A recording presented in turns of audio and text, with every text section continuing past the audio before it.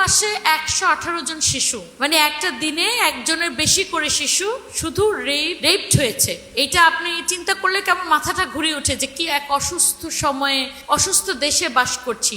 এবং এইটা আসলে কেন, মানে আমরা কি একাই অসুস্থ, নাকি এই যুগটা অসুস্থ, না কি সমস্যা? তা আমি যদি আমাদের একজন আইনজীবী হিসেবে আমি বলি, আমাদের কিন্তু সমস্যার গোড়ায় হাত দিতে হবে। আমরা সবাই উপরে কথা বলি, আমরা কিন্তু গোড়ায় হাত দেই না। আসলে এখানকার কজ কোরিলেশন যেটা আর কি, প্রথমত হলো আপনি এরকম একটা ঘটনা ঘটলে আমাদের যে সামাজিক একটা যে ব্যাকল্যাশ আছে, ব্যাকল্যাশের কারণে বেশিরভাগ সময় রিপোর্টেড হয় না। তো 1000 কেস হলে 100টা কেস রিপোর্টেড হয়, মানে থানায় কেস দায়ের করা হয় অথবা কোনো না কোনোভাবে রিপোর্টেড হয়। যেটা ধরেন আইন ও সালিশ কেন্দ্র, বেলা, ওনারা হয়তো ব্লাস্ট, এনারা হয়তো এটাকে রিপোর্ট করে। সে 100টার মধ্যে মাত্র একটি কেস শেষ পর্যন্ত রায়ের মুখ দেখে, তাও হয়তো অনেক বছরে। এই 100টির মধ্যে একটি কেস রায়ের মুখ দেখে।